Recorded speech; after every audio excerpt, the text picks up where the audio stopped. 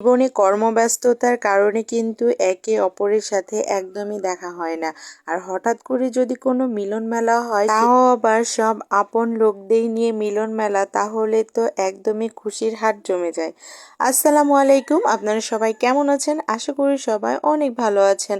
আলহামদুলিল্লাহ, আমরাও সবাই অনেক ভালো আছি। সকাল সকাল ঘুম থেকে উঠে সকালের কাজকর্ম শেষ করে রেডি হয়ে যাচ্ছিলাম, কারণ আজকে একটা মিলন মেলায় যাব। মিলন মেলাতে যাব, পরিবারের সবাই মিলে আমন্ত্রিত সেখানে, সেই মেলায়। আর সেটা নিয়ে আমরা সবাই অনেক বেশি খুশি, কারণ আপন লোকদের সাথে কিন্তু এখন আর তেমন দেখা হয় না। সবাই সবার কর্মব্যস্ততায় এতটাই ব্যস্ত যে নিজের মানুষদেরকে সময় দিতে মন চাইলেও কিন্তু সবাই সময় দিতে পারে না, দেখা করতে মন চাইলেও দেখা করতে পারে না। সব ব্যস্ততার মধ্যেও যখন কোনো পারিবারিক অনুষ্ঠান হয়, একমাত্র সেই অনুষ্ঠানেই কিন্তু সবার সেই মিলন মেলাটা হয়ে যায়। আর তেমনই এক মিলন মেলায় আমরাও হাজির হয়ে গেছিলাম। আমার এক ভাসুরের মেয়ের কান ফোড়ানোর অনুষ্ঠান ছিল, আর আমরা সবাই আমন্ত্রিত ছিলাম। আব্বা আম্মা তো অসুস্থতার কারণে এখন তেমন কোথাও যেতে পারে না। সব ভাসুর এবং যা বা ছেলে মেয়ে সবাইকে অনেক বেশি মিস করে।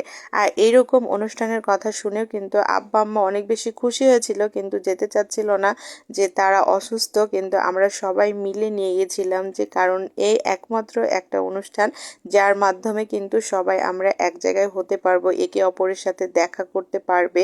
এক ভালো লাগা, এক অন্যরকম ভালো লাগা। আর সেখানে যাবার সঙ্গে সঙ্গে সব আপন মানুষগুলো দেখে আব্বা আম্মাকে তো মনে হয় জড়াই ধরবে, কারণ সব চাচাদের মধ্যে আব্বা এখন মোটামুটি আলহামদুলিল্লাহ এখন একটু সুস্থ আছেন, কিন্তু আর এক চাচা যেটা আছে সে অসুস্থ আছে। তো আব্বা যাওয়ার কারণে তারা অনেক বেশি খুশি। আর আমি হচ্ছে বংশীয়ভাবে ছোট ভাইয়ের বউ, তো ভাসুর বা যা সবাই আমাকে অনেক বেশি ভালোবাসে। সব ননদ নন্দু সবাই আমাকে অনেক বেশি ভালোবাসে। যাবার সঙ্গে সঙ্গে সবাই অনেক গল্প করছিল, আর দুই যা একসঙ্গে হয়েও অনেক বেশি আম্মারা খুশি হয়েছিল। তারপরে দিন আমরা সবাই মিলে একটু খাওয়া দাওয়া করি, যেহেতু একটু আমরা সবার শেষেই গেছিলাম, তো সবাই মিলে আমাদেরকে খাওয়াচ্ছিল। ভাইয়ারা সবাই আমাদেরকে পরিবেশন করছিল, আর এতটা চাপিয়ে চাপিয়ে দিচ্ছিল, আমরা কিন্তু আসলে খেতে পারিনি। তাদের ভালোবাসা আসলে অপরন্ত, আর এই ভালোবাসাগুলো আসলে অমূল্য আমার কাছে মনে হয়। সব চাচাতো ভাই বোনগুলো একসাথে হয়েছে, মনে হচ্ছিল তাদেরকে দেখে তারা সেই ছোটবেলায় ফিরে গেছে।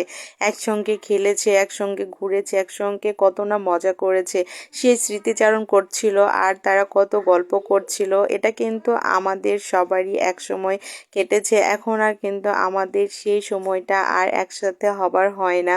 অনেক দিন পর হলে মনে হয় যে 1 ঘন্টা 2 ঘন্টা 3 ঘন্টা নয়, আমরা একটা দিন বা একটা রাত পার করে দেব গল্প করতে করতে। আর আমার আরিয়ান সোনা এই যে তার ভাইয়ার সাথেও সুন্দর খেলে বেড়াচ্ছিল, এটাও কিন্তু তাদের এক সময় স্মৃতিই থেকে যাবে। এরা দুই ভাই বুঝুক আর না বুঝুক, এই সময়টা এদের কিন্তু মূল্যবান সময়। তো সবাই সবাই নিজেদের আপন মানুষদেরকে সময় দিবেন, আমাদের জন্য দোয়া করবেন। আপনারা সবাই সুস্থ থাকবেন, ভালো থাকবেন। আজকে এ পর্যন্তই। আল্লাহ হাফেজ। আসসালামু আলাইকুম।